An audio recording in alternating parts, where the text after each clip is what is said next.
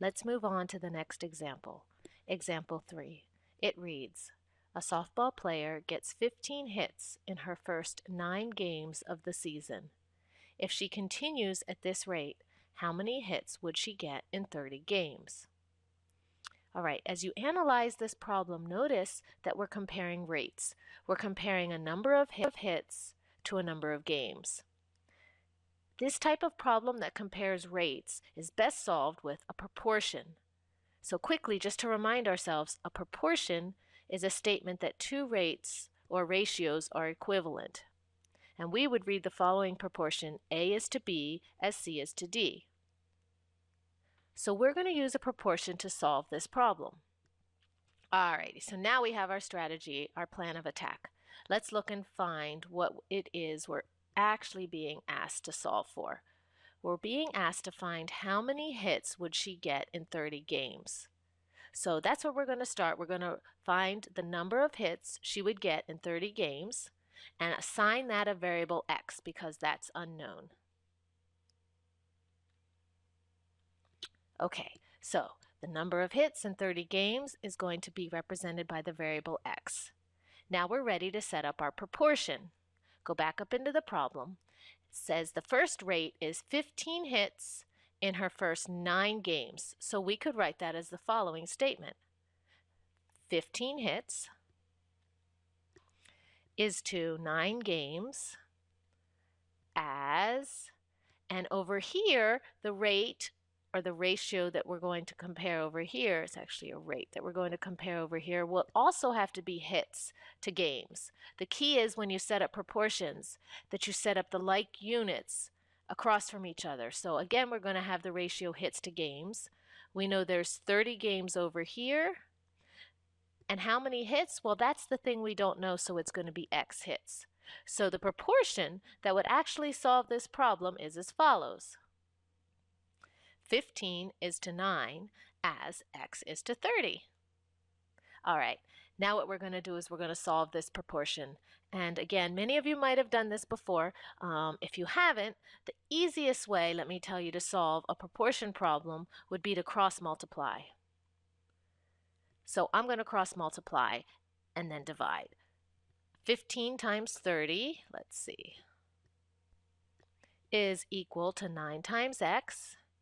And carrying through with the multiplication means we have 450 is equal to 9x, and we're going to divide both sides. Doing so, that'll give us x. So as we divide, we have 450 divided by 9 equals x, and 450 divided by 9 is simply 50.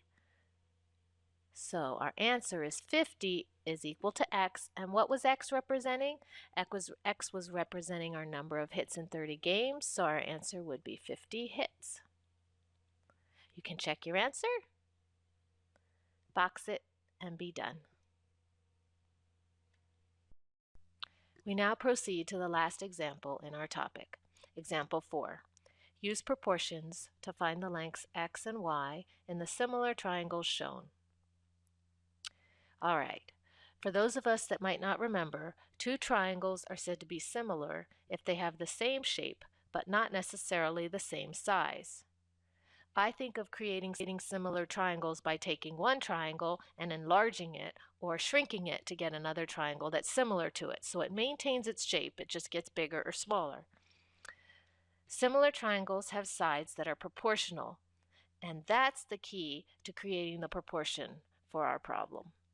So let's take a look at the two triangles we have. They're similar. This guy on the left is a smaller version of the triangle on the right. And let me highlight for us the sides that are corresponding. Notice the longest side here on the left triangle, I'll highlight with purple. And the longest side here on the right triangle, I'll also highlight with purple. Those two sides are corresponding. And proceeding on, let's see. This guy here, this long side here on the right, that one corresponds to the long side here on the left. See how they're corresponding? So we'll designate those with 2 hash marks and the red color. And finally, over here, this guy, this side here, labeled Y, we'll designate with 3 marks. That corresponds to this side over here on the left. Perfect. So now that we've identified the corresponding sides, we've done all the hard work and we're ready to set up our proportions. What is it exactly that we're trying to solve in this problem? We're looking for the lengths x and y. So let's start with the length x first, one variable at a time. Let's take our variable x and set it up into a proportion by corresponding it to its side over here. So x is to 20 as, and two other sides that are corresponding or proportional up here in the triangle would be 6 and y, or 12 and 16. Well, we want to choose the one that has all numbers. We don't want to put a y here because we can't solve, then we'll have two variables. So take the 12 and the 16. So x from the small triangle is to 20 from the big triangle, as 12 from the small triangle is to 16 from the big triangle. See how the proportion sets up perfectly? And how do we solve proportions from the last discussion? Well, we cross multiply.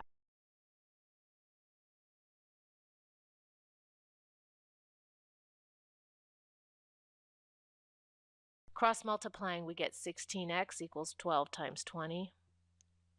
And continuing on with the math, that gives us 16x is equal to 240. Dividing both sides by 16, we get our final answer that x is equal to 15. We found the value for x. Likewise, we can set up a proportion to find the value for y. Y is proportional to 6, so y is to 6 as, now notice when we set it up this time, we started with the big triangle and went to the small triangle when we're finding y. So likewise, when we set up the equivalent ratio, we have to start at the big triangle. So y is to 6 as, again, we're going to use the red sides because those numbers are known, identified. So we have y is to 6 as 16 is to 12.